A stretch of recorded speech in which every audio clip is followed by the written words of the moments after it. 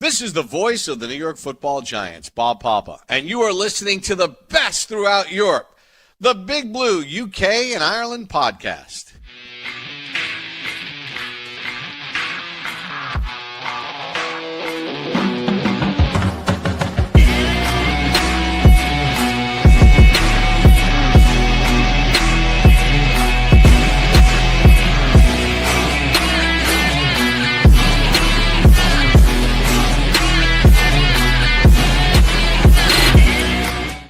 Welcome back, Giants fans, to the latest edition of the Big Blue UK and Ireland podcast. As always, we are proudly in association with Annie's Man Club. Let's remember it is okay to talk. And tonight we are 100% British, but still, as usual, we're 100% Giants. And we're back to give you the lowdown on Dan Duggan's 10-point off-season plan for the Giants and what we think of it as well, whether we agree with it or whether we don't. And we're also going to be bidding a fond farewell at the end of this episode to producer Greg, as tonight is his last episode before he steps away to focus on his other projects that he's got going on. So get the tissues ready. It's going to be an emotional one. And joining me tonight is Craig and Aaron to no doubt laugh, cry, and reminisce about some of these fond memories that we all have and these good times that we all have. Boys, how are we doing? Yeah, interesting feelings right now. It's kind of, a little bit of sweet, obviously, as you've already alluded to. This is my last. I'm not going to call it my last one. It's my last one as a active member, but there's no doubt that at some point I might pop on for the odd one here and there. But it is still bittersweet. There's I'll get into it more as we close out the episode, but I'm looking forward to this conversation though, because I read the article that Dan put out yesterday, and I think Aaron was the person who posted it in the group chat saying, I think this will be a really good talking point, and he was right. The article itself is great, so I'm kind of looking forward to getting into the nitty gritty of that one and seeing what we think, because I think some of it is a little controversial in a way. Mm-hmm. And I'm just pleased that Dan Duggan did some work before he went on holiday, because this week seems to be a massive week of holidays for a lot of the writers, because it's kind of a week post the Super Bowl, a week post the combine, and obviously then you go into free agency. So loads of people seem to take this week off. I saw Rap Sheet was skiing somewhere and dialed into the McAfee show but he was skiing. So it's kind of goes a little bit quiet after all of the news, but this is a good talking point, and some of the points that we've been talking about over the last couple of weeks, kind of just with a different spin on them, and different discussion points. So hopefully people will see some value in what we've been talking about the last few weeks, and what we've got to look forward over the next few weeks with free agency and then into the draft season. Absolutely, yeah. Like Craig said, the article, if you haven't read it, it's a really, really good read. So if you can get onto The Athletic and give it a read, I fully recommend you do. It's a great piece of work by Dan, friend of the pod. So check it out, read it, and let us know your thoughts. And let us know your thoughts on our takes on it as well. If you're watching live on whichever platform you're on, YouTube, X, Facebook, get involved in the comments.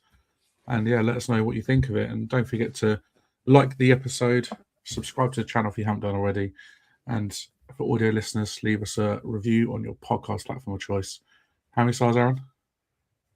5 stars. A 5-star review would be lovely. Now, as usual, we are starting off with the news, and for the final time, I hand over to my esteemed co-presenter, over to Craig. Quiet, I think, is the is the key word at the moment. Obviously, there are only sort of 2 off seasons when it comes to like news. Now until the beginning of free agency is one of them, and then the other one tends to be around sort of end of May, beginning of June time, when they just after minicamp, isn't it? And we're kind of waiting for actual off season to get going. So there isn't a lot, but I think weirdly for us, there might be one of the more important pieces of news. As reported yesterday by Gary Myers, who is an NFL insider, the Giants should get their passports ready, because they should, it's not confirmed, but they should have an international game on their 2026 schedule. The likely destination, though it has not been confirmed, is a trip back to Munich in Germany, which obviously we were at two seasons ago, wasn't it? 2024 for the final Daniel Jones game, the infamous final Daniel Jones game, where it's where we first met. It is it's where we first discovered that Mayo from the comments was you. I think was the right thing. And we had obviously a really good laugh. In the Hofbrau house, we had one of our listeners, Chris, doing backflips off chairs. We were on the Steins. Yeah, it was a phenomenal time. Dancing on the chairs, dancing on the tables. Yeah, just so good, so good. Obviously, Keith, who's in the comments, was with us for that as well, and so was Holty. So Darren as well. Like, we were all over there. We had a really, really good time. Unfortunately, the game ended 20-17 in overtime with a loss, which puts the Giants at 3-1. And you kind of hope that when you look at the history of the international games for the Giants, who obviously played in the very first ever international regular season game in London back in 2007. 2007. Obviously, we were 3-0 before the Munich game. We'd beaten the Dolphins 2007, the Rams 2016 in Twickenham, and the Packers 2022. We're still 3-0 in London. We are, and we are saying here the likely destination is Munich, but that I don't think you can rule out any of the kind of European games. That there is a chance it could be in Madrid. I would doubt it, but there is a chance. I'd love that. I would absolutely love that at the Bernabeu. At the Bernabeu, yeah, absolutely. Just while everyone's doing their 5-star review, obviously they've listened to the start, they're doing their 5-star review, or they're live listening, they can comment, or if they're watching MAFTA, put a comment in the chat. I just want to get a little bit of a market research. But if we did a tour T-shirt, who would want to buy a tour T-shirt for the international series game? Big Blue, UK and Ireland, big tour, like the tour band tour or whatever, lads on tour T-shirts. the Pussy Patrol. Yeah, that's it. Yes, well, let's get those Pussy Patrol shirts. So, but not I'll, Brad Pitt, and I may have already written a musical chant for a Pacific destination if we're going. So, there will be revealed once we know what our destination. There is, of course, a chance that we end up being the Cowboys' opponent in Brazil. Obviously, Cowboys opening weekend. I'm up for a trip to either Rio or Sao Paulo, wherever it is. What's his name? Is it Sao? No, it's Rio. No, it's Rio. Because last one was Sao Paulo. This one's Rio. First time in Rio. This time, yeah. We've got a few hands up in the comments already. So get designing, Aaron. Get the order in. Get on it. I love that. Are we better than Shane's Joe Shane T-shirt? Put it that way. No, we still need one of them. We still need one of them as well.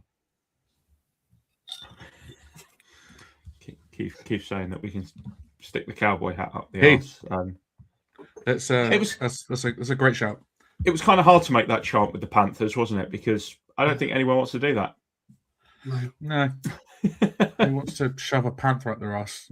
I mean, yeah, it doesn't quite have the same ring. 10 minutes in. 10 minutes in. It doesn't have the same ring to it. The only other shove piece your of star news... up your ass. There you go. Shove your star up your ass. There's a whole conversation there that we could get into. There has been a little bit of other news, and weirdly, John Harbaugh has also already lost a member of his assembled coaching staff with Adam Bennett. Sorry, not Adam Bennett. Sorry, with Matt Robinson, who was hired as an assistant defensive line coach. He's now been hired by the Raiders, so he's off to Las Vegas to be their secondary coach. Now, reading into this, the Giants were very happy for Robinson to go. Obviously, it is a promotion on what his role would have been at the Giants, so they wouldn't have been able to block it. But they were very complimentary of him, recommended him to the Raiders when they asked about it. And obviously, it now means that John Harbaugh needs to sign another coach. So he's back to sending the hundreds of text messages or whatever Ian O'Connor said that he had done over the time of trying to assemble his staff in that first 30 days. And in news that will delight Keith, who is in the comments, the Giants have hired a new athletic trainer for the first time, head athletic trainer for the first time since 1981, when Roddy Barnes was hired. We now have Adam Bennett taking up the role. He has previously held that role at FAU from 2017 to 2021, and then with Miami from 2023 to this past college football season. So he comes in to hopefully overhaul a lot of the injury issues that we have had over the years and try and bring us from the 80s, which it feels like we still are in medically, up to modern day. Because, you know, we've got all that new scouting stuff that Joe Shane implemented and all the new Wi-Fi. So maybe it's the medical staff's turn. Yeah, maybe. As Darren says, about time. Yeah, they probably might just still be using a bucket water and a sponge. So, yeah. You know, actually, I'm going to do a Shane here. Cool. I'm going to derail us a little bit. Keith's just said the sidelining of Joe Shane is very interesting. Obviously, there was the announcement that came out about the fact that John Harbaugh basically is running everything, and then I cannot remember her name. Aaron, you might be better. Sorry? Dawn Aponte or Ponte. Yes, there we go. As Keith said, a new Dawn Aponte for the Giants and Joe Shane. Obviously, very, very good, Keith. Very good. So she's come in, and obviously she's going to be taking care of the cap and a whole host of different things for John Harbaugh. And it kind of relegates Joe Shane to being head of scouting, essentially. And Pat Leonard kind of confirmed this after that report came out.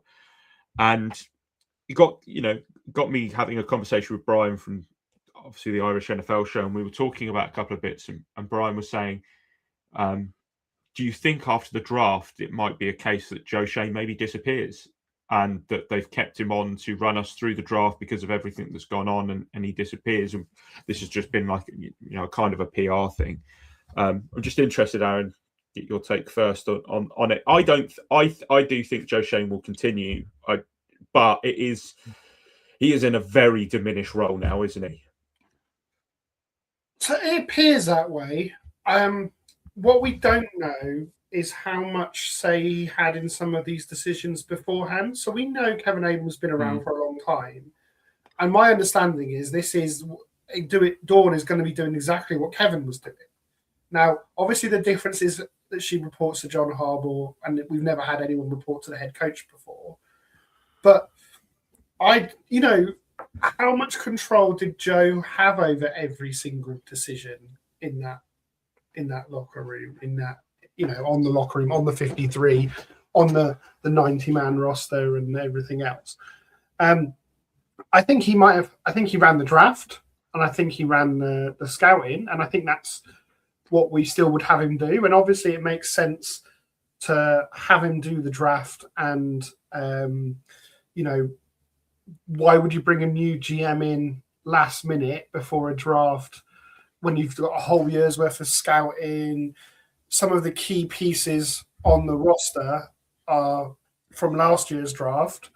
So you'd let the guy kind of just continue to build the roster. He knows where he's got gaps, and he knows what's coming out. Because one thing a good GM will do is go, well, I won't draft a linebacker this year because I know next year's linebacker class is way better.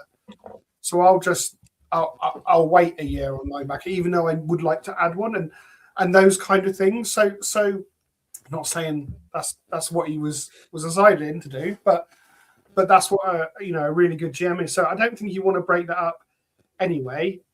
I could see him going, but Dawn's strength has been the financial, the legal, the contracts, all of those kind of details. not the scouting. So if you were to replace Joe Shane, you still got to come and get a chief scout or a head of scouting or a, that kind of role to come in. So yeah, I think it's one of those, and with some of the players that have left the Giants and got better, there is an argument that there was nothing wrong with the scouting, and it was the coaching that was the problem. So, I wouldn't be surprised if he got extended in the summer, if he's happy to continue in a diminished role, and continue to build his credibility and his because let's be fair, John Harbaugh's 63 in September. He isn't going to be around 10 years. He might be around 7 or 8 years. He isn't going to be around 10 years. And then if you're the GM that has won 2 Super Bowls with John Harbaugh before he's retired, are you going to get kicked out of being a GM? And then you're going to get all your power back, right? So it'll be interesting. But I could see it going both ways. I wouldn't say this is a strong indication one or the other. And I also wouldn't rule out that the way the back office is structured at the Giants, that this wasn't already something that he wasn't doing. He might have had final say, a sign-off. Yeah. But I would imagine a lot of people, Kevin Abrams was doing a lot of this stuff already. Dan, one thing that kind of sprung to mind with it, because I don't think it will happen. I do think he will be here long term, because it's not the Giants' way. It's not the way that the Giants do business, is it? No, and it's I in a weird kind of way, it's refreshing because it's not the Giants' way necessarily, but I think this could be a new way of doing things. This could be a successful way of doing things, because you look at, if anyone hasn't looked at Dawn Aponte's sort of history, she's worked for the Cleveland Browns, the Dolphins, and the Jets. She was with the Dolphins when Joe Shane was in Miami as well. So her and Joe Shane know each other. And she's worked for the National Football League. She's worked for all the league for the last 9 years as well. She's an attorney. She's an accountant. By the looks of it, she's a very, very smart woman. So I think allowing Joe Shane to focus on what he's good at in terms of scouting and draft and everything like that, and to do with the roster, I personally think it's a really good move. And what I don't like is the narrative that Joe Shane's been relegated. He's not necessarily been relegated. He's just, like I said, the whole, what did Kevin Abrams do when he was there? Pretty much exactly the same as what Dawn Aponte is going to do. So I wouldn't necessarily say he's been relegated. Maybe, obviously, because of the way we've got John Harbaugh kind of just absolutely bossing it, Harbaugh and Shane are going to work together side by side, and I like the move. I think it's good, and it allows Joe Shane to focus on what he's best at doing, and not worry about the cap, not worry about anything like that. And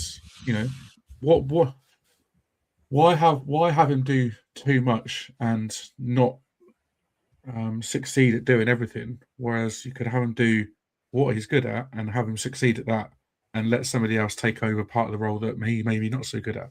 So yeah, I actually think it's quite a good move, to be honest.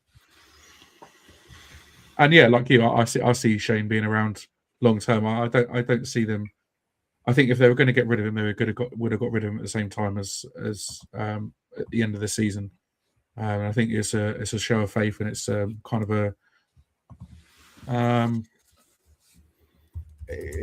we're going to move forward in the future with Shane in the building. I think because he's obviously impressed the owners, and obviously Harbaugh and him have already built up a really good relationship. They talk daily, multiple times daily. Again, according to whatever you read, they're constantly on the phone to each other, speaking to each other, even when they're not in the building. So they've clearly already built up a fairly healthy working relationship. So yeah, the future's looking promising for the Giants in the back office, really. That's the end of my tangent. The end of your tangent. Cool. All right. Let's get cracking with the main bulk of this week's episode, and that's obviously the 10-point plan that Dan Duggan released the other day. 10 different scenarios that he would do if he was in charge of the team, and not just that, but what potentially are going to help propel the Giants forward this season. We're going to go through those 10 points and discuss his reasoning, whether we think it's a good thing, whether we think it's not so good. But if you're watching again, let us know what you think of his plan. So first off, he's got the Giants cutting linebacker Bobby Okereke. Now, ignoring the obvious cuts of Singletary, Hudson, and Gano, Duggan's first point of action would be to cut Bobby O.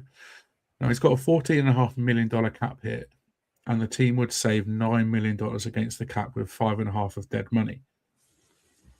His suggested replacement is Leo Chanel, who's projected a 2-year, $12 million deal, and so is younger and cheaper. And we've seen Bobby O over the last couple of years. Last year, the season just gone, he was solid. The year before last, not so great. Obviously, he had an outstanding season where he played every snap a couple of years ago, but since then he's kind of tailed off a little bit. He's not getting any younger. So maybe someone like Leo Chanel will be a better option as that LB1. Craig, cutting Bobby O, are you for it? I do get the reasons. Funny enough, I was looking at my jerseys. Obviously, I've gone for OC tonight. I was looking at my jerseys, and I've got the Bobby O Century. It was a Century Red, wasn't it? Century Red, yeah. Yeah, Century Red. I have a Bobby O Century Red jersey, and I was looking at it. Like you look back at that first year when he joined. And he was awesome, absolutely awesome. Like what we've been crying out for on that linebacker position. Mm-hmm. But then obviously Wink disappeared, and after that it kind of went a bit downhill. And he's 31, I want to say. So I hate talking about ages because it makes me feel old. Because you're always talking about these players who are, like they're past it. Yeah, they're so old, basically dead. But he has just kind of looked off the pace the last 2 years, and you just look at that cap hit and you think to yourself, especially with that deal that Duggan's kind of put forward with Leo Chanel, Leo Chanel was a player that I think a lot of us were very high on the last time he was a free agent, and were quite keen. I know Kev was for sure of picking him up. So just getting him a few years later, obviously he is younger than Bobby, and like we say, cheaper. I mean, that 14.5 million cap hit is the big thing. I think if it wasn't the fact that was such a chunk, especially with the fact that the Giants only have, I think, 5.1 million cap space as it stands right now, they can find a way to get a lot more than that. But at the moment, as it stands, it's 5.1. I just think that 14.5 is way too much for a linebacker with his recent play and his age. So I think I would. I would prefer it if he would take a pay cut, but I can totally understand why he wouldn't want to do that. No, I get that as well. He's going to be, when the season starts, he's going to be 30. So he's not exactly an old man, but he's potentially no spring chicken anymore. Aaron, do you think we'll see Bobby O in Giants blue next season, or do you think he'll be? I've been on the cut train for a while on this one, and that's part. His performance has dipped, and you could argue that was the Shane Bowen crap scheme, and everybody's performance dips in that scheme, and actually you'll get better out of him. 14 million or 9 million saving. Let's talk about what we're saving. 9 million. The one thing counting against him is everyone's talked about how this is a weak free agency class and a weak draft. The one position it's really strong at is linebacker. And there's a lot of good linebackers as free agents, and there's a lot of good linebackers in the draft. And actually, you've got a Devin Lloyd, a Quay Walker, Nakobe Dean, Demario Davis, Leo Chanel, Alex Anzalone. All of these guys are free agents. All of these guys probably 9-10 million a year gets it done, right? And even a guy like like a Leo Chanel, you can give him average value of 9 million a year, but you can make that contract hit land in 2 years' time, land next year rather than this year. So you could have someone like that only counting 3 or 4 million against the cap this year, and that's where I think there's the difference. The one thing that does concern me is if you let Bobby O go and you don't sign McFadden, our starting linebacker is down to the bunch of guys that we had running Musau, plus I think Flanagan Fowles is a free agent. I think Chris Board might still be staying around. I don't know if he's a free agent. But the cupboard is bare at linebacker and you've got no holdovers coming in, which maybe that's not a bad thing, but I think it's the heart of your defense. If you rip it all out, it's dangerous. But yeah, I'm on the. I agree with this one. I would say 75% agree, 25% against it. I'm not like 100% sold that this is definitely the right decision. I don't think we lose though. I don't think we're going to be regretting this one. It's not like a Love or a McKinney or some of these other ones. I don't think this is a deal that you will regret if you did cut. No, and I think looking at his PFF stats over the last 3 years, he joined the Giants in 23. His overall defensive grade in 2023 was 79. 2024 was 74.9. 2025 was 56.3. So there's a huge drop off in terms of PFF grading last season, and he was one of the highest tacklers last year as well, which just shows how bad he was at everything else. Yeah. His run defense grade 45.5, ranked 88th out of 93 linebackers. His overall defensive grade at 56.3, and 56th out of 88 linebackers who had enough snaps. That's the second lowest down the list he's been in his career. His second season in Indianapolis was a pretty shocking one, but yeah, it's the first time in 4 years that he's posted a PFF grade under 70, and it's a lot under 70. So it's quite concerning, and I think for that reason, I mean, you'd either have to bring him back on less money, or you'd have to say goodbye, because paying someone $14.5 million for next year when he's coming off the back of statistically his second worst season in his career it's not worth it at all. So I'd be surprised if he's on the roster come at the start of the season. So I think we all agree number one on the list for Dan Duggan is a tick. Yeah, cut Bobby O. Happy days. Not happy days. Good luck, Bobby O. No. And obviously, not forgetting as well, like he's a team captain and has been a team captain all 3 years that he's been in the team. So they also need to find someone to replace him in that role. I'm sure there's plenty of people that could replace him in that role. Number 2 on the list, extend Dexter Lawrence. Now, this one is interesting because obviously the trade talk around Lawrence has been louder this offseason, but Dan's solution for Dex is to extend him to not only bring down his 2026 cap hit of $27 million, but also to bring up his compensation, which has been surpassed by a number of defensive tackles in the 2 years since his contract extension. Now, if we were to trade him, Dan's looked at Quinnen Williams to the Cowboys as a comparison. The Jets got a first rounder, a second rounder, and I'm probably going to destroy this name, but Maisie Smith? Marzi, I think. Marzi Smith. Oh, nearly. So, if we were to trade Dex, we're looking at potentially a first, a second, and another player in return. Aaron, Dex, we've got to keep him, surely. I've been 100% on the extend Dexter train.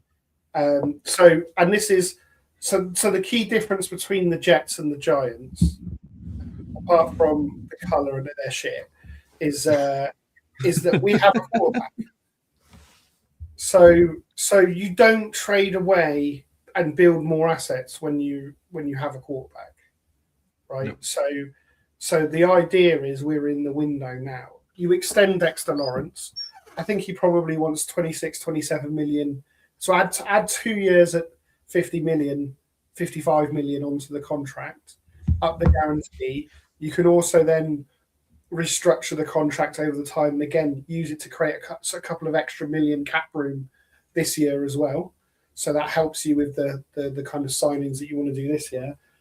And if you're wrong, and last year isn't just the blip and pissed off with this again, the Bowen scheme, he was pissed off with losing, this, that, and the other, and you actually get him come back, I think you get. I think that's the best interest. And if it turns out we're wrong about Jackson Dart, if it turns out we're wrong about Dexter Lawrence and has peaked, you can still trade him. He's still a tradable asset. Yes, he might not get a 1 and a 2, but he's still a tradable asset.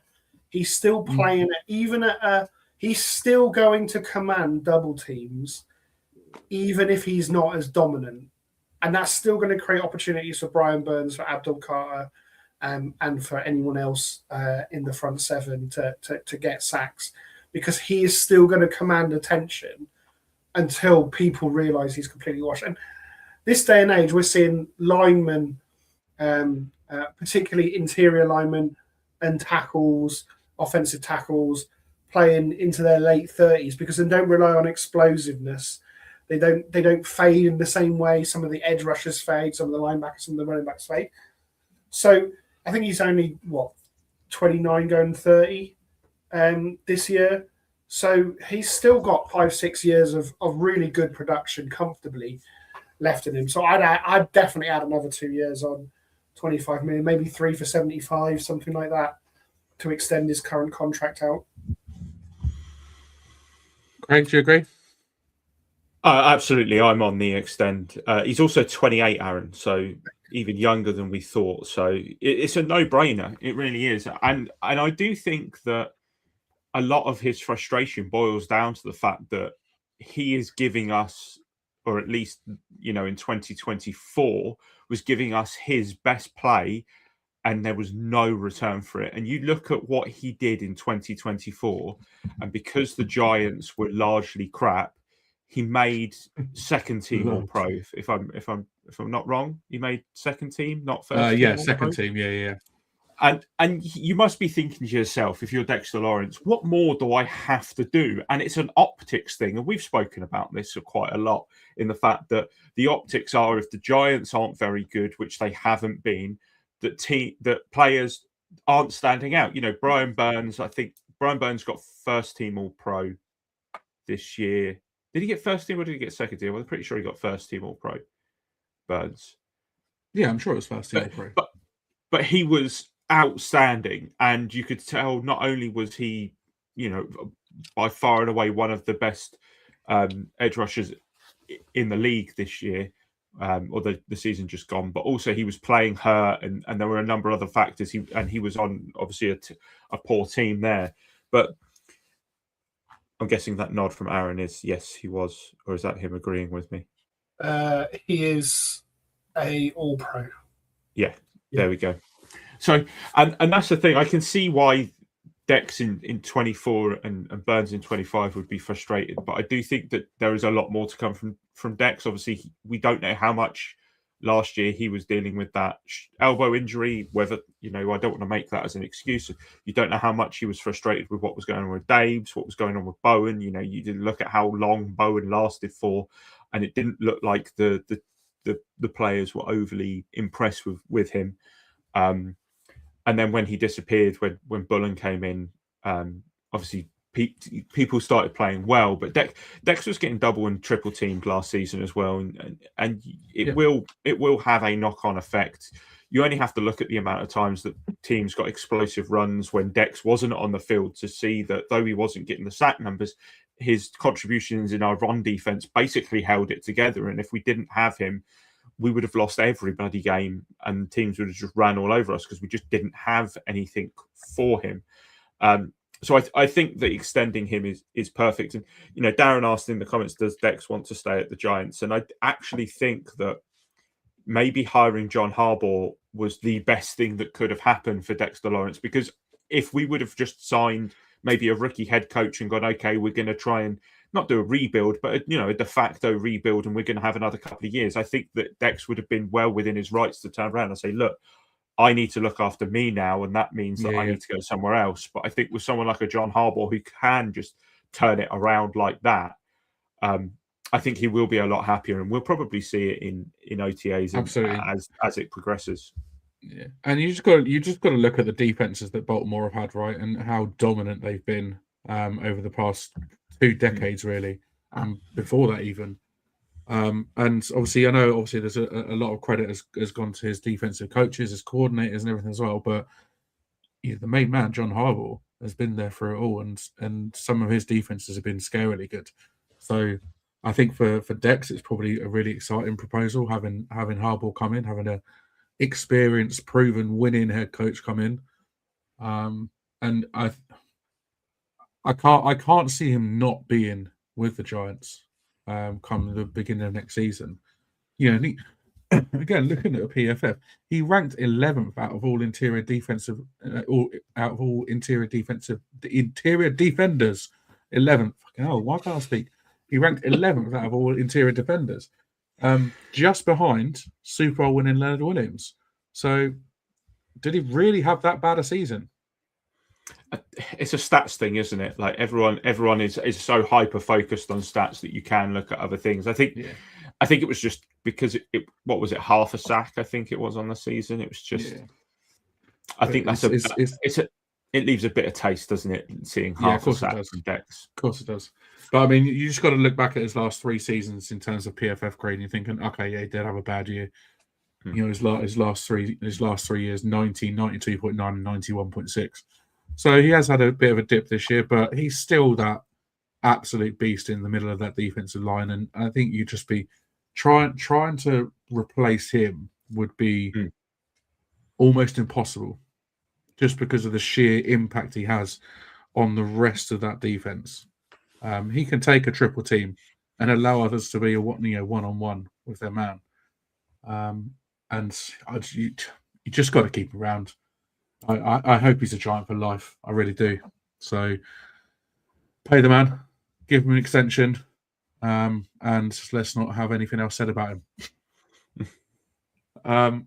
Talking of defenders and defense and impactful defenders, Kayvon Thibodeau. And obviously, there's been a lot of chatter about trading Tibbs, but Duggan's gone for not to trade him, which might surprise a few people. If someone offers a day 2 pick, then it's a no-brainer to get a nice return on a player that is, it's got a slightly inflated contract.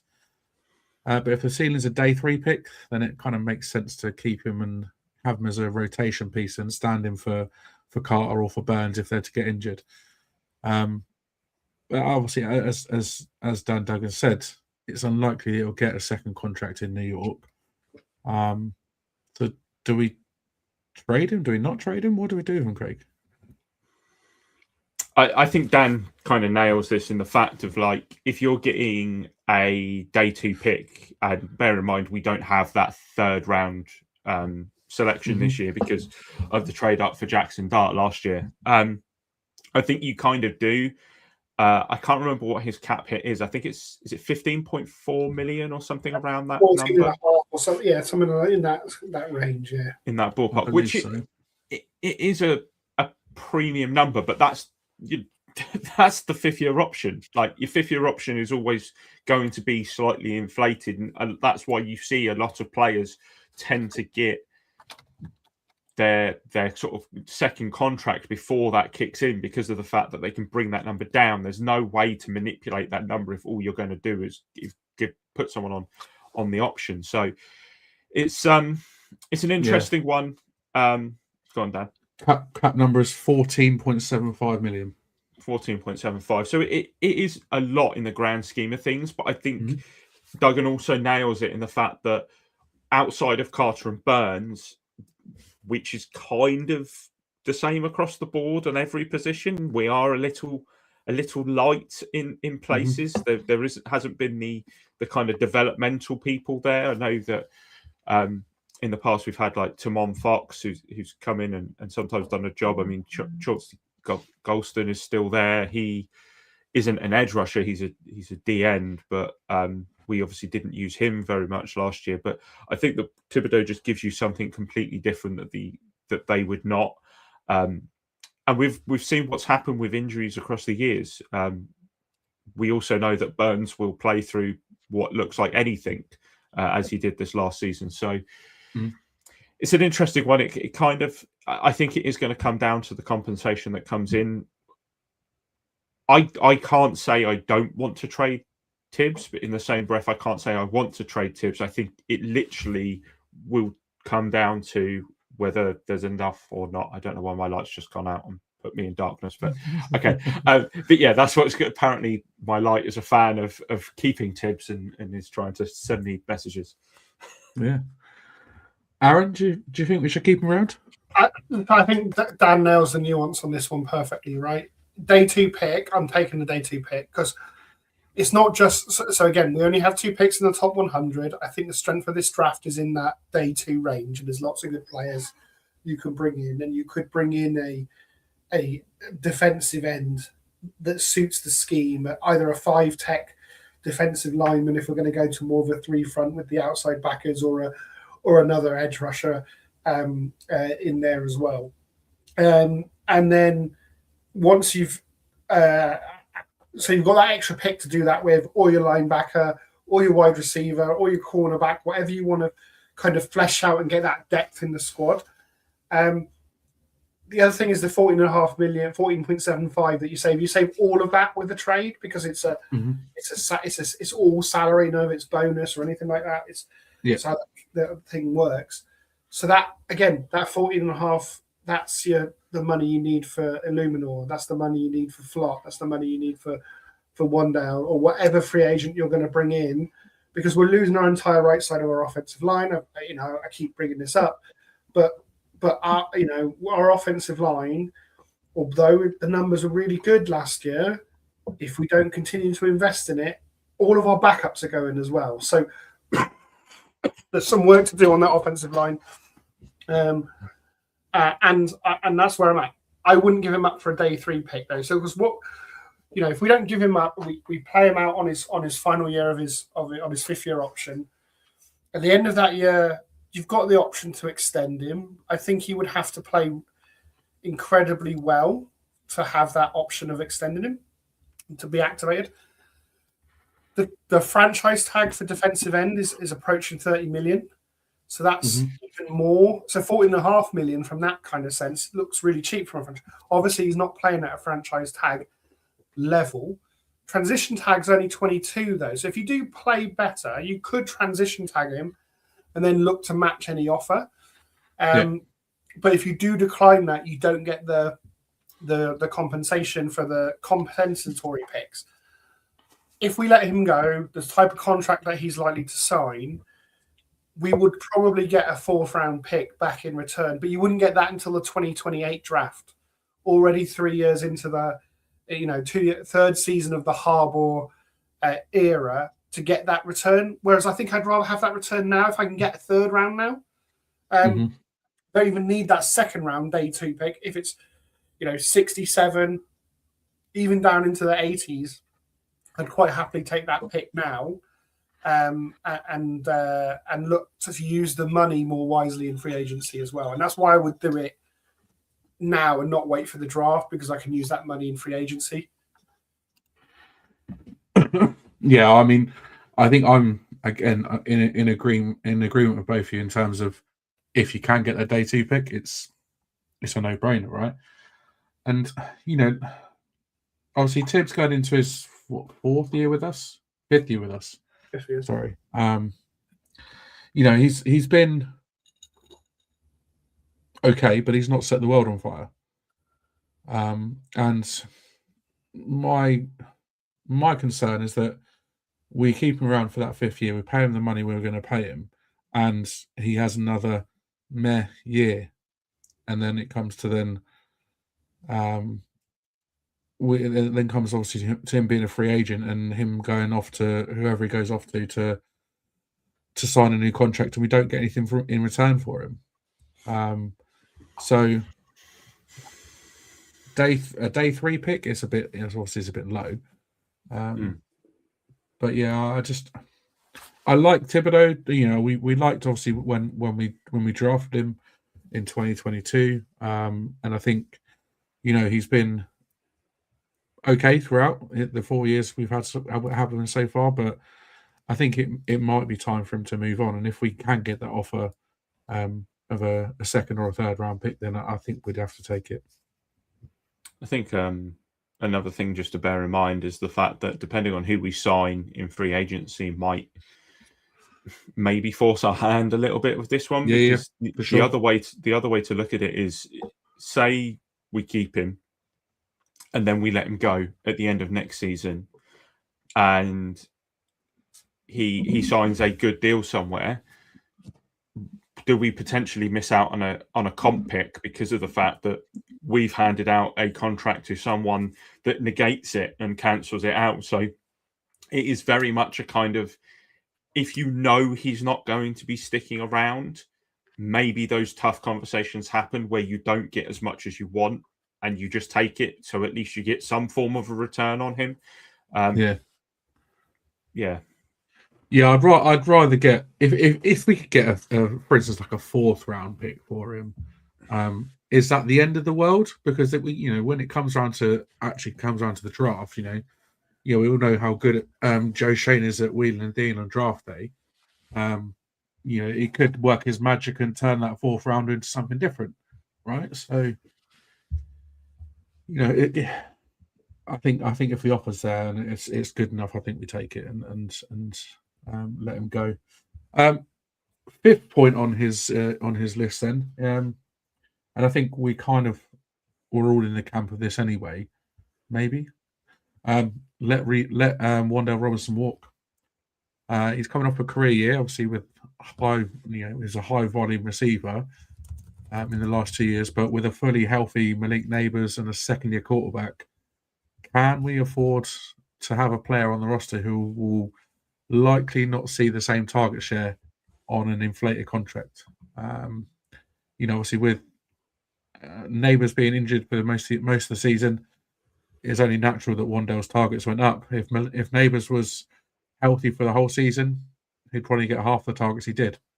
So, his numbers were grossly inflated based off of the injuries we had. So realistically, like I said, do we pay him and keep him around, and pay him a sizable amount of money, or do we let him go and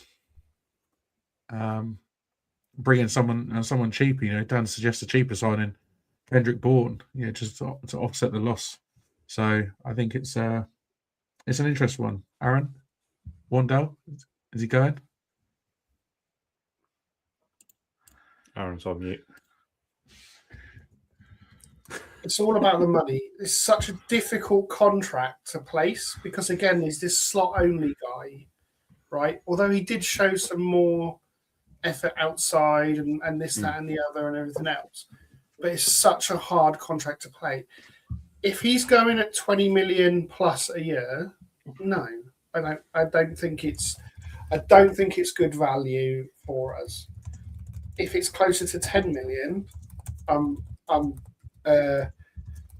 good with it because I think he is the biggest knock on small guys is that they're going to get injured. He's proven he doesn't get injured. He's proven he's tough. Excuse me, and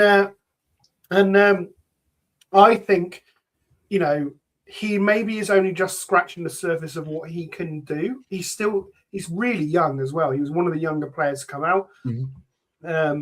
So another 4-year deal with Wandale, and he's still not even 30, right? So I think he's really but like Dan Duggan says, I think maybe a cheaper veteran. We still have the option to bring in a first round wide receiver, depending on which way we go. And I know a lot of us have talked about going defense with that first pick, but I wouldn't rule out tackle or wide receiver yet until I see what happens in the market, what we do in free agency. But yeah, we will be bringing in a veteran wide receiver because, again, a lot of our third and fourth string guys are going. They're all out of contract. So we're left with some of our exclusive rights free agents, the Dylan Cambrays of the world, and as the only thing behind Slayton and Neighbours. And we know Neighbours may be questionable in training camp and this, that, and the other. So I would probably let him walk because the money that I'm expecting him to get is too high. But there are a number of wide receivers that could still be cut casualties. Michael Pittman was talked about this week. And if I'm going to spend $20 million a year on a wide receiver, I'd rather spend it on Michael Pittman Jr. Yeah, you're not wrong. You're not wrong. Craig, I think Wandale's time's up, right? Yeah, I think he will end up getting a slightly bigger contract somewhere. I think someone's going to be looking for that kind of receiver, and I think when you're a player of Wandale's size and you look at what he's done over the last few years, it wouldn't surprise me if he ends up going for the money that rather than the fit, if that makes sense. I think he'll probably look at, especially with the sort of numbers that he's put up, the wear and tear on his body. Like I said, he's not a big-bodied receiver. I do think that he might have to chase the money here, and I think that is not with the Giants. No, we've got more players at bigger positions that we need to pay, and unfortunately, I don't think we're going to be able to pay him the money he wants. Just like we couldn't pay Barkley the money he wanted because he values a running back, right? Let's go back to point 4 on the list because clearly I can't count. Clearly I go from 3 to 5 and miss number 4, right? But point 4 on Dan Duggan's list was a twofold point. It's to re-sign both Jermaine Luminor and Cordell Flott. Now, it's been a topic of conversation since the season ended, and he's lent towards keeping both. Luminor's probably the more interesting conversation because, as pointed out by Craig to Pat Leonard, rubbing shoulders with the big boys. Pat. Big Pat. Harvard's let Luminor walk before, but can we afford to destabilize what was a much improved offensive line?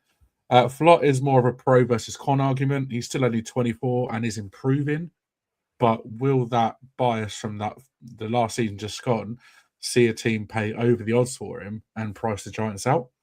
His value is all over the place, which makes estimating his contract quite difficult. So, Aaron, I'm going to come to you for Luminor because I know we've spoken at length about Jermaine Luminor, right? We've got to keep him and keep this offensive line as stable as possible, right? So I think so. The only reason not to is because you don't think he can get it done in the run game, in the run scheme that you're going to be employing. Because that's his only weakness. He's not a dominant run blocker. You look at, I think there were some stats floating around on X yesterday. I think Andrew Thomas was the second best left tackle. Jermaine Luminor was the best right tackle in the amount of pressures given up. And as a combo, the Giants combo was the best in the league about the least number of pressures. So if you're thinking about Jackson Dart and you're thinking about that, you don't let that guy walk out of the building. Even if you're paying, I'd rather overpay Jermaine Luminor than I would overpay Wandale Robinson or Cordell Flott. 100%. And we can be so creative with the cap We can be so creative with the things that we're doing. There is no reason that we cannot pay Jermaine Illuminor. And the latest kind of thing out there is that maybe the market for Jermaine Illuminor, maybe it's his age, maybe it's his background where he was not a proficient starter, and he is a guy that is playing his best ball at 31. We already talked that, tackles can go on into their late 30s comfortably. Look at Whitworth with the Rams. Look at a bunch of other guys. He could still have 5 really solid years ahead of him, right? And I kind of feel like that, giving him 3 years, 45, 50, 60 million would be the best bad money we've spent if we consider it bad money at the end of that contract. It's better than giving Hudson $7.5 million for being a bum, Like I'd rather tack on $7.5 million that we're going to pay James Hudson to Illuminor's existing contract and give him the money he wants. Because we know where the floor is of Illuminor, right? The floor for Illuminor is maybe having the best tackle in pass pro in the league and being a little bit passive in the run game, but you've got Cam Scatterboom knocking people over and can still be an effective force and can still have all those rookie running back touchdowns, running quarterback touchdowns on the ground that we saw, and we've got a below average blocking tackle. I'd take the best passing duo in the league at the moment. And yes, okay, we're going to have to pay a lot more than what we've been paying for that. But I think, again, we're in that window. Do you want to take the risk of, we could go and draft a tackle at 5. We could draft Evan Neal again. You'd be Shane's worst enemy if that happened. Well, there are some arguments for it, right? Particularly if we don't find Jermaine Illuminor, we're kind of forced into it, right? But there's no guarantee the guy you take at 5 is not another Evan Neal. Everyone thought Evan Neal was a phenomenal pick. Nobody thought we reached on him. Nobody thought he was not a top 10 tackle in that. He went above Charles Cross. He went above Ekwonu as well, and obviously Charles Cross has just won a ring. Ekwanu's been fairly consistent. But so if you take that swing with a first round pick, you are buying a lottery ticket, and you might get an Andrew Thomas, but you might get an Evan Neal. Yeah. And I would rather not buy the lottery ticket and just take Jermaine Illuminor, knowing that I'm getting, starter level right tackle play, probably the best right tackle that we've had since 2007, and I think that's what you just go in and you play with that guy. Yeah, you're not wrong. And I think he may not be at the peak of his career right now, but he's not far off it. I know the first few years he had in the league wasn't great, but I think, the last 4, maybe 5 seasons, he's been consistently good. And I think pay the man, give him the money he deserves and keep him on that line. Interesting question that Steve put in the comments. Isn't the line destabilised anyway, having lost Carmen Brasillo? Aaron, your thoughts on that? Could be. I won't deny that I am worried about it, but there are more. Carmen Brasillo isn't the only guy to have coached a line with 2 Pro Bowl linemen on it. So yes, could be. I'm concerned, but I don't think that's a reason not to pay Jermaine Illuminor. No. Craig, Flott, re-sign him based off of last season alone? It's a weird one, isn't it, with Flott? Just because, as you said, his contract estimation for his value is all over the place. I can see the benefit behind it. I know that there's a lot of people who are still concerned about his size, but I do think that sometimes he does play above that. I think it all does, like everything we're talking about, it does come down to contract value.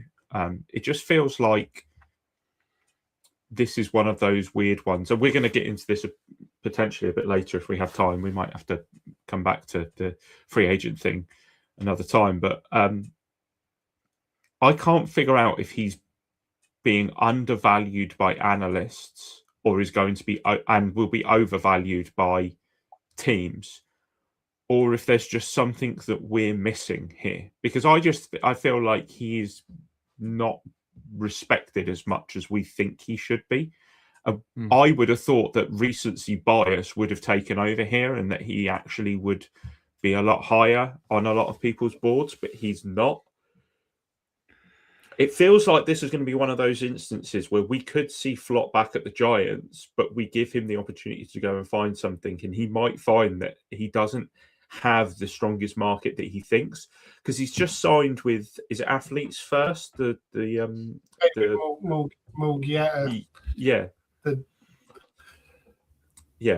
contract man. So, he's just got new representation on the anticipation that he is going to get a big deal. And everything that analysts are pointing towards is saying that he's not going to get a big deal because he's so far down their free agency lists that he's below players that literally blow my mind, that he is rated below them. So I don't know. Flop could be the biggest unknown out of everything we've spoken about so far. It's almost like they've looked at the tape and gone, oh, that guy Deontay Banks, that's Cordell Flop, and put the valuation based on being Deontay Banks. I was literally just thinking, like, what have we got to compare him to? We've got the only thing we've got to compare him to for last season really is Banks, right?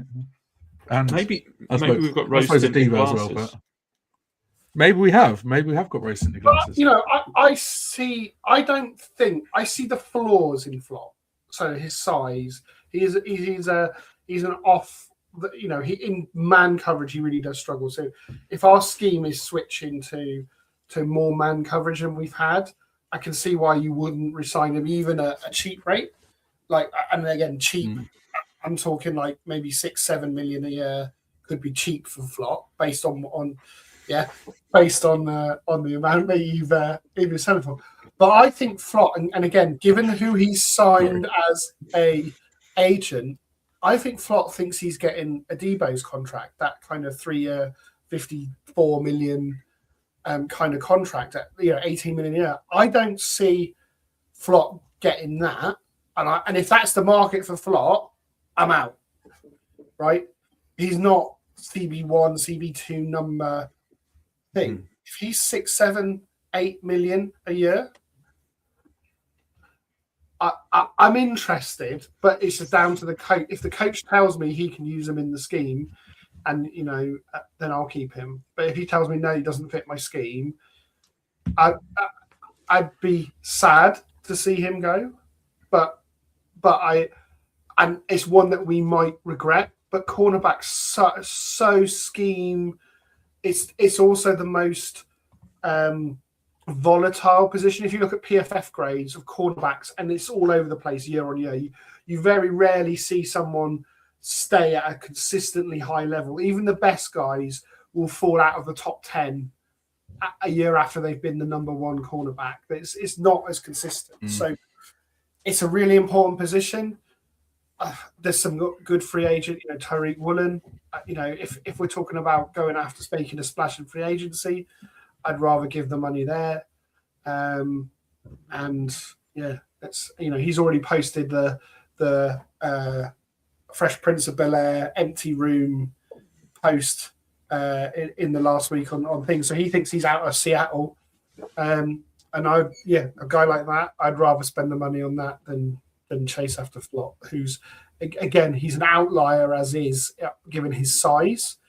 Yeah. And you're asking him to develop way beyond what the data says he should be able to do. Yeah, I mean, it's interesting looking at Spot Rack. The market value they've got him at 4 years, 38 million, which is 9.5 million a year. Yeah. Do you pay him that money? Looking at comparable players, Michael Carter, he's on a 3-year, $10.2 million per season. Kyler Gordon is on 3 years, 13 million a season. Jordan Lewis, 3 years, 10 million a season. In fact, he's only 24 as well. He's still really young. So he's got age on his side. So I think that's why they think he'll go for big money.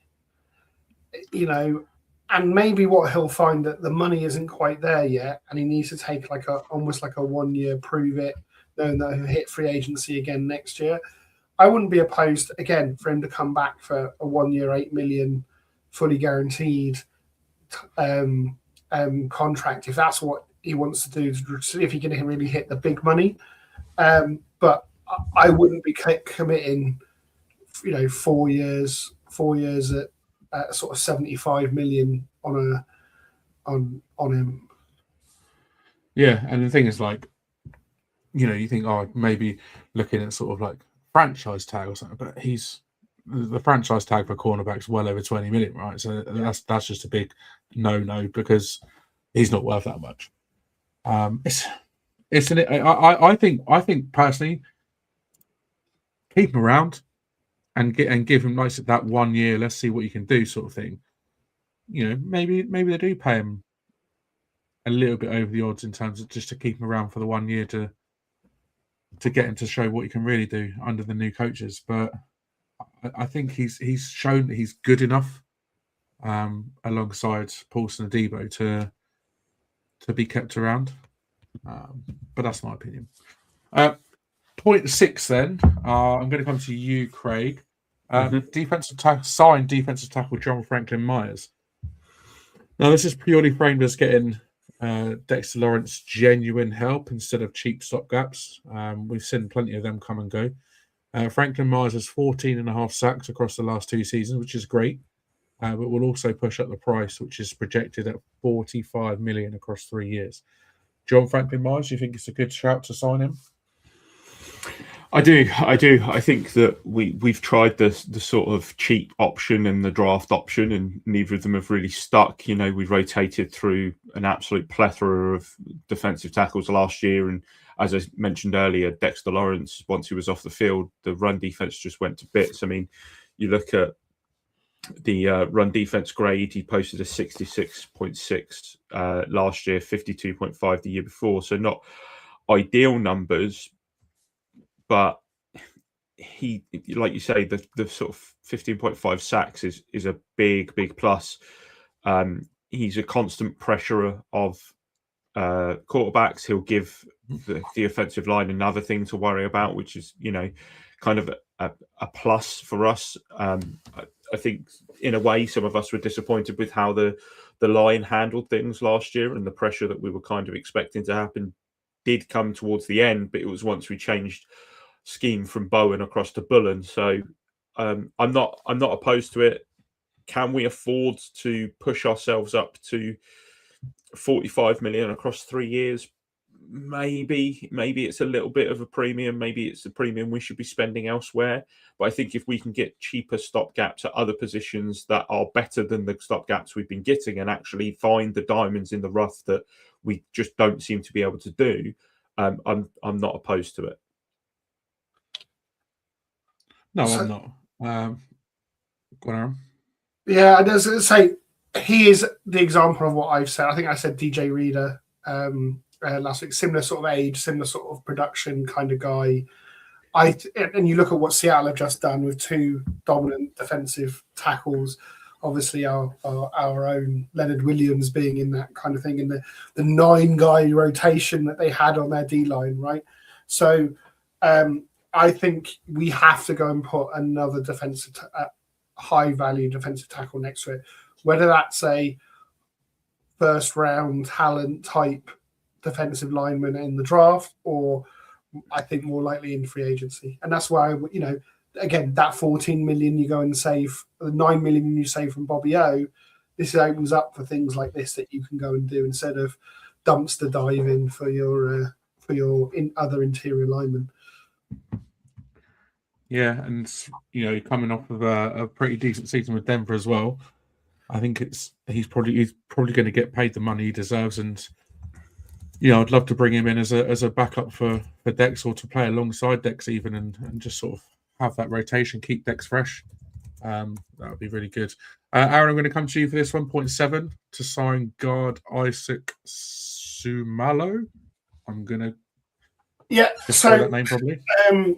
Coming off from the season with the Steelers, again, it's that kind of same mold of as I've been talking about, going that GVR type route, but slightly younger, someone that's a proven guard. We need to fill that right guard spot. We can't go into the draft with a gap at right guard and right tackle. And I think you've got to sign, and because we're losing all of our guards apart from Runyon, who again is a cut candidate, I think it's a guy that you've got to go now. I really like taking a shot on Tevin Jenkins out of the Browns, but all of the Browns linemen are up. So Joe Batonia, who's reportedly going to retire, Wyatt Teller, Kevin Zeitler, all of those guys. I mean, obviously know the connection to the Browns and our staff on O-line. I wouldn't be surprised if we see one of those Browns linemen come in and fill that role. Sumalio, perfectly happy with that kind of fit as well. That's the sort of guy I'd expect to come in.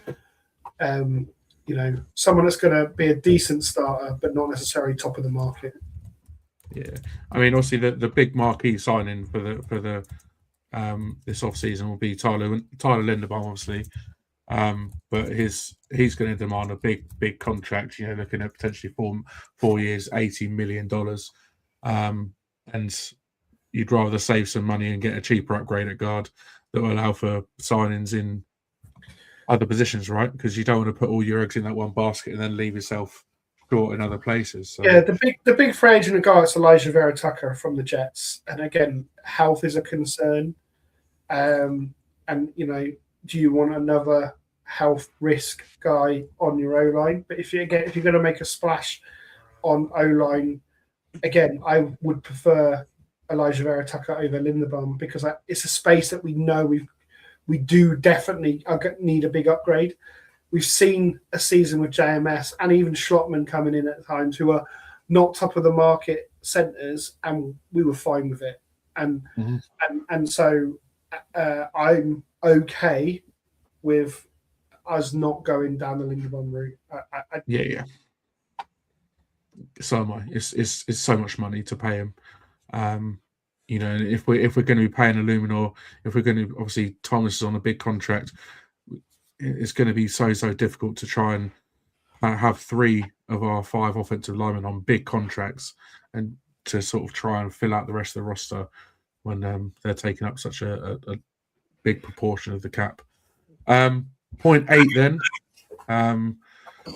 This is one that I think has been talked about quite a lot, but draft Caleb Downs at number 5, the safety from Ohio State. With the Giants outside of trade down area due to that sort of weak quarterback class, we've got the opportunity to take the best player available. And for Dan Duggan at 5, that's Caleb Downs. Harbaugh's previously taken a safety at a high pick, with Hamilton being selected for the Ravens, pick 14 in 2022. And if he's gone, we could potentially pivot to either Utah Spencer Fano or Miami's Francis. I'm going to destroy this name as well. Mauigoa, who are both tackles. Caleb Downs, Craig, do you think it's a lock for pick 5? I wouldn't say it's a lock for pick 5. I think it's a lock for pick 5 if he's there. But there is that little bit of worry that he could go earlier. I mean, Dane Brugler has come out and said that this is the best safety prospect he's ever evaluated. So, that's high praise from somebody who has evaluated a hell of a lot of players. But also, we're looking at a player here who a lot of people are saying is their number 1 player in the draft, even above players like Arvell Reese, who has been the de facto kind of standout player for the last 6 months, really. So I do think that this is a home run. I totally get why it's necessary as well. Again, it's one of those premium positions that we haven't really done anything with. We've tried to get Tyler Nubin to work there. That hasn't worked. Obviously, Javon Holland didn't have the kind of bounce back season that we were hoping after his final year in Miami, and we're looking at a secondary that just hasn't performed up to standards, and you kind of just have to trust what's there now. I know that a lot of people are saying Carnell Tate is the player that they want there, and they want that wide receiver too.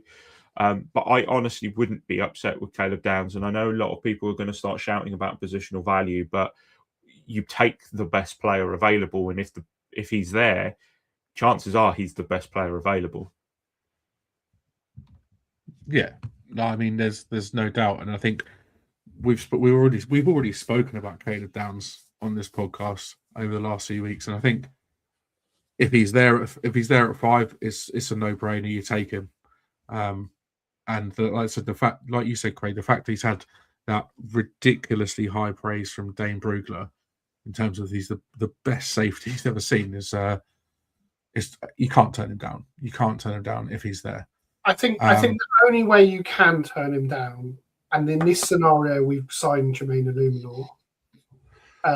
But if you don't have a right tackle solved, you have to go and take Fano or Maui Noah at 5. I think it would, but I don't want us to be going into a draft where we're forced to fill a need with that first round number 5 pick. So in this scenario where we have filled that, they still wouldn't be a bad pick even if we have some Illuminor under contract. Maui Noah will be a Pro Bowl guard, right? And I've already said we could look at an upgraded guard, Runyon's into his final year anyway, so it's not impossible. But we would go into that position where if we do take Caleb Downs, we're not putting ourselves into a position where we're rolling out a non-starting player at one of the other positions, and that's where I think it's really important. Wide receivers in that mix. The other thing, when I've watched tape of the Ohio State defense, almost the talent on that defense is counting against each other, because I'm watching one guy and the other guy's making a play. So whether it's Sonny Styles, Arvell Reese, or Caleb Downs, all 3 of them are absolute dominating players. And is it because the defense are worried about one of the others, or is it because this one guy is outstanding, or all 3 are all outstanding? I really don't know. I'm not an experienced evaluator to know. I would defer to Dane Brugler, though, and say, well, actually, if this guy is the guy, then fair enough. But any of those 3 guys from Ohio State on defense, even Arvell Reese, who could just be a middle linebacker. He could be a middle linebacker and not an edge rusher. He's not a guy like Carter, who has played loads on the edge in his final year. He's barely played at edge at all, and he was more blitzing to get his sacks, and his they'd send him on a blitz as a linebacker rather than playing as an edge defender. We all know we could upgrade at linebacker, so he's in play for me, even though I don't see him mocked so often to us. Sonny Styles is a blue chipper as well, and he could be the best player available as well, and obviously in another position where the position value is there. And then Carnell Tate as a wide receiver. So any of those Ohio State Buckeyes, we know one of them will be there at 5 because we know Mendoza's at 1. So one of those Buckeyes will be available at 5. Yeah. And I wouldn't be surprised if one of them becomes a Giant. Yeah, I wouldn't be surprised either, to be fair.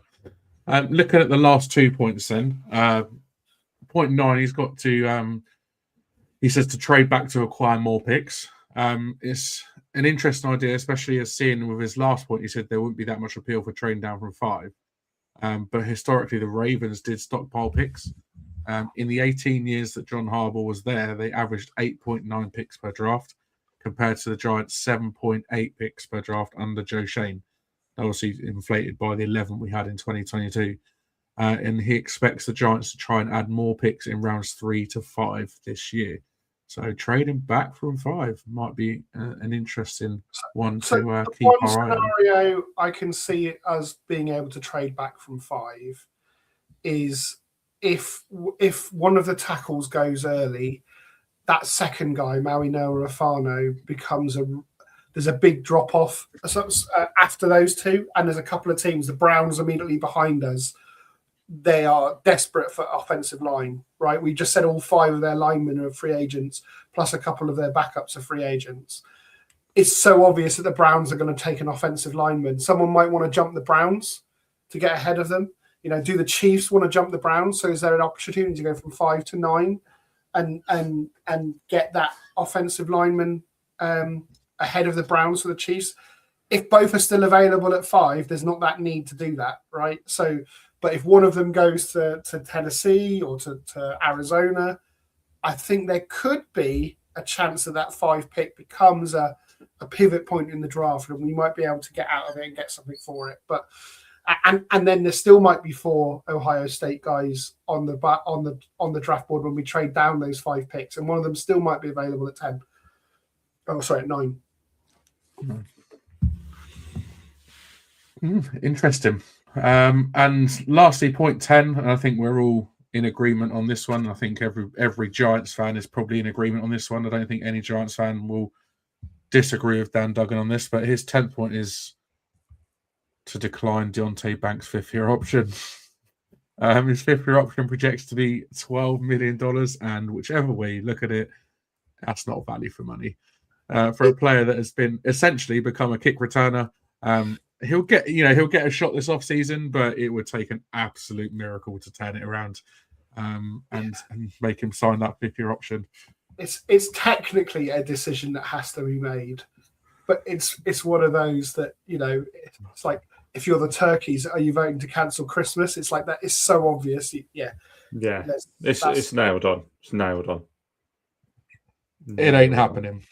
It ain't happening. Just like declining Evan Neal's 5th-year option was nailed on, this one I think is absolutely nailed on too. It's just not worth it. It's really not worth it at all.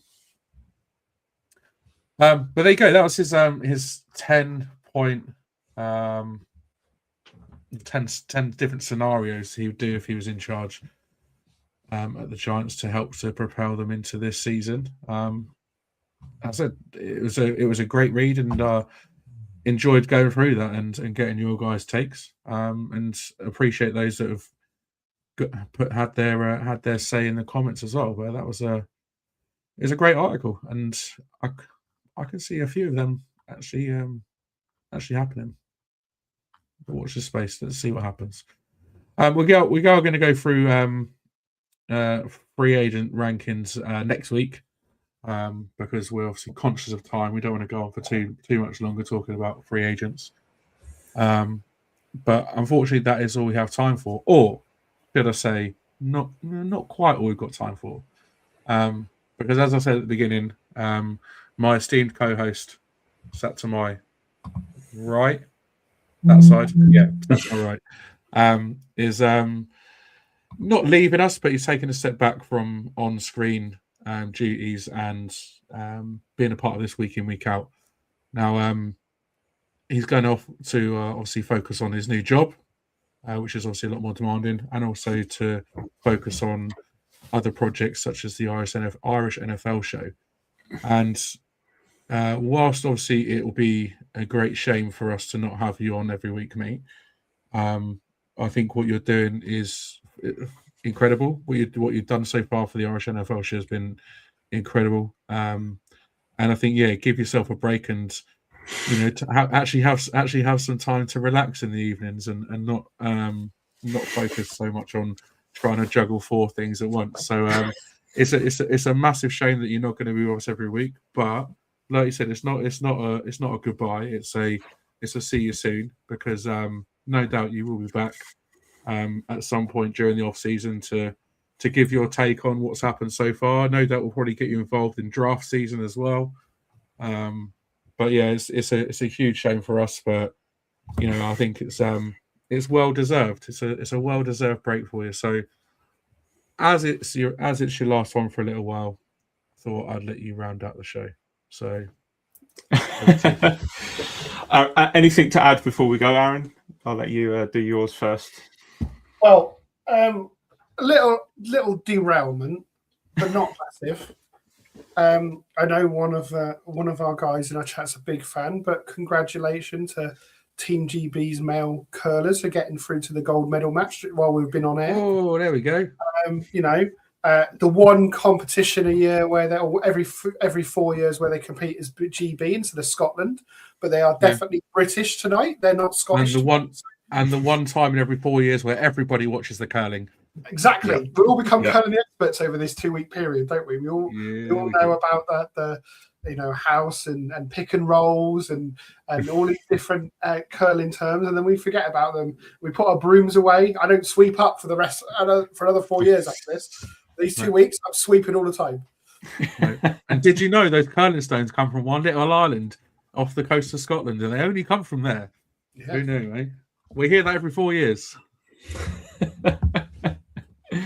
What a segue from curling into the last the last call, I guess. Yeah,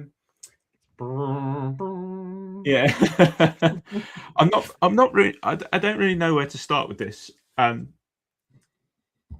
So off-season 21, end of the 21-22 season, going into 22-23. I think Brian Daywood just been announced as the New York Giants head coach, and Dan reached out to me and said,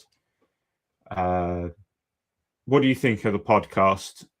And I was honest, and I said I hadn't really had time to listen to it, but I would give it a little listen, and I'd give him some feedback, because as everyone knows by now, Dan and I have known each other for 30 years, I think, because we're old. And I said to him, I gave him a few pointers, and he said, "What do you think about coming on as a producer? Don't worry, you can just be in the background. You won't have to be on the show." And my first week, I was on the show, and then we just kind of ran, and we just kind of ran with the four. I have to give a shout out to the two guys who aren't here, obviously, in Kev and Shane. I knew neither of them. I now consider them both to be two of my brothers. We chat all the time. We've hung out together. We've gone to New York together to cover the Giants. We did Munich with Kev, obviously Sans, Shane. We did London. We did the Wapping Tavern meetup, thanks to Andy and obviously Keith from the Fans UK Facebook group. We've done a lot. We've gone from an audio podcast to a video podcast. We've done graphics. We've shared the load in the terms of the hosting duties. We've shared the load in the terms of the graphics, and obviously Aaron's been doing a phenomenal job with like the producing side of things for the last few weeks while I've been kind of here, there, and everywhere.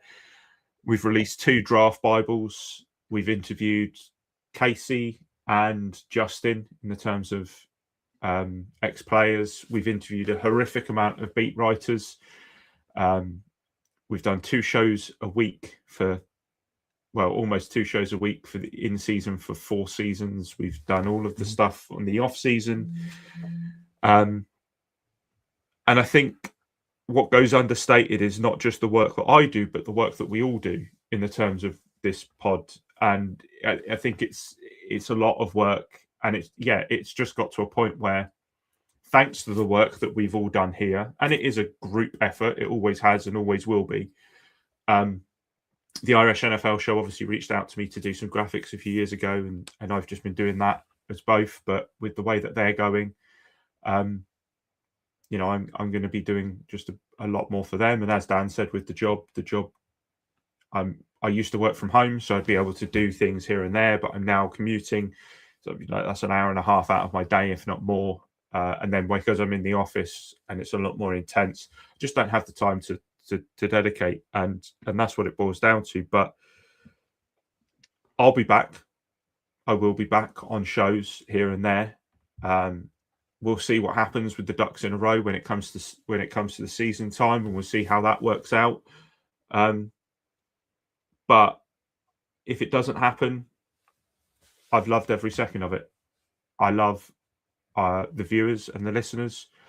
I find the biggest frustration for me is with the listeners on Spotify is the fact that we have so many of you, and there's no way for us to say thank you like we can in real time on YouTube.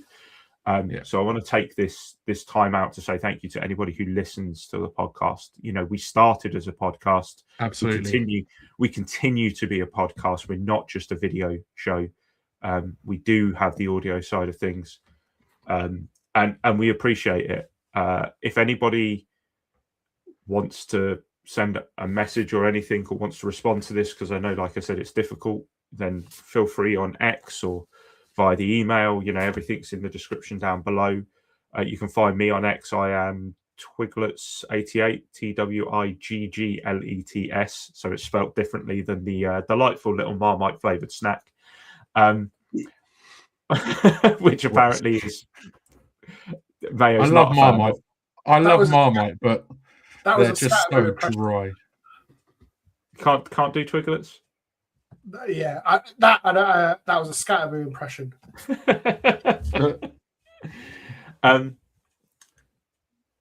And you know, the people I have friends for life because of what happened with this podcast. And I mean, Dan was a friend for life anyway before this, more of a brother than a friend, but I have friends for life, you know, and I have no doubt that the boys will continue to deliver amazing content that I will tune in for.